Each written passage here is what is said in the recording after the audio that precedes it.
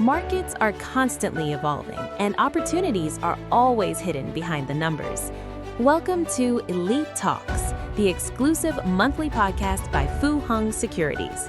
Here, we analyze trends and share insights and trading strategies through the perspectives and experience of our experts, helping you optimize your portfolio in all market conditions. And this is episode 4. I'm Yet Mai, and I'm delighted to be with you today. In this final episode of the year, we are pleased to welcome back a familiar guest, Ms. Nga, Head of Macro and Strategy Research at Securities. Hello, Ms. Nga. Welcome back. Hello, Yet Mai, and greetings to all our investors. I'm very happy to be part of today's discussion. Ms. Nga, yesterday marked the final Fed meeting of the year, which concluded with a 25 basis point rate cut, bringing the policy rate down to around 3.5 to 3.75%. How do you assess the outcome of this meeting? Although the Fed delivered a 25 BPS cut in line with market expectations, we do not view the decision as fully dovish. This is largely due to the significant internal divergence within the Federal Open Market Committee.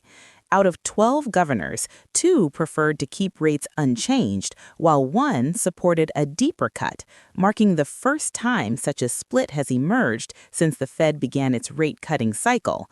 This indicates that the Fed has yet to reach a clear consensus on the future policy outlook. In addition, the Fed signaled that it may pause further rate cuts to wait for additional economic data, particularly regarding the labor market and inflation. The projected rate path for 2026-2027 remains unchanged from September, with only 1 cut expected in 2026 and 1 in 2027 before converging toward a long-term neutral rate of around 3%. Another notable announcement from this meeting was the Fed's plan to begin purchasing short-term U.S. Treasury bills with an initial scale of around $40 billion per month.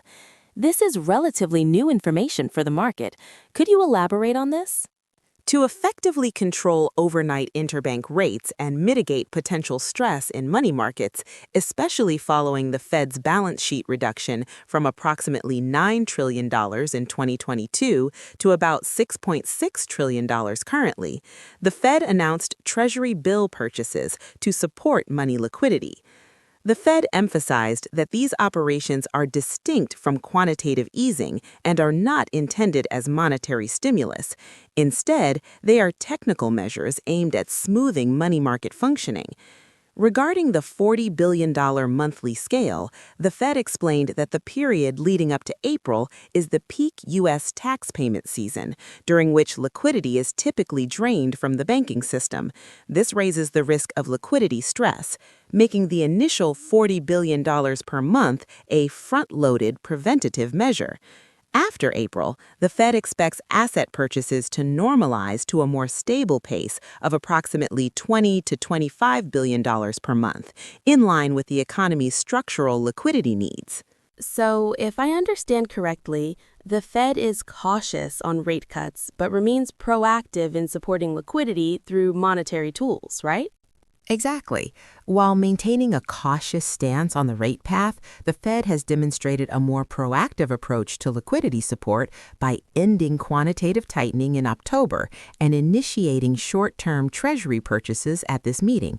These actions should help prevent a repeat of money market shocks, similar to those seen in 2019. Looking ahead, we still have upcoming policy meetings from 2 major central banks, the ECB and the BOJ. How do you assess these meetings? We believe the upcoming monetary policy environment will no longer be characterized by a one-directional easing cycle.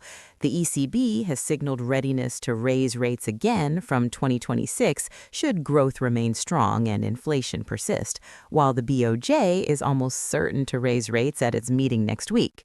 In this context, the Fed is likely to keep rates at current levels for longer while flexibly adjusting its balance sheet to maintain financial stability.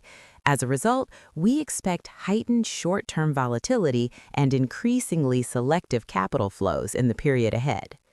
Beyond monetary policy and FX dynamics, geopolitics remains a major concern, particularly developments surrounding Russia-Ukraine peace negotiations and their market implications, correct? November saw a surge of news related to peace plans for Ukraine, with the U.S. taking a leading role. This raised expectations that the three-year conflict may be approaching its final stage. While detailed agreements will take time, Russia's potential reintegration into the global economic system could significantly disrupt markets, especially commodities. As a major supplier, Russia's return could alter supply-demand balances, directly impacting oil and gas prices and triggering adjustments in energy strategies across Europe and other economies. After covering global developments, let's turn to domestic issues. How do you assess Vietnam's overall economic picture in November? November's economic data present a mixed picture. Despite prolonged storms disrupting logistics and supply chains, particularly in northern and central regions, industrial production continued to recover, with PMI expanding for the fifth consecutive month. The positive signals extend beyond headline PMI figures as production growth spread across multiple sectors. Although natural disasters temporarily slowed activity, strong political commitment to infrastructure recovery and supply chain restoration helped stabilize goods circulation.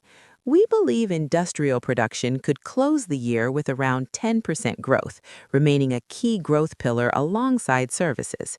Tourism continued to impress, with nearly 1.98 million international arrivals in November, second only to January and March. Cumulatively, international arrivals reached 19.15 million in the first 11 months, setting a new record.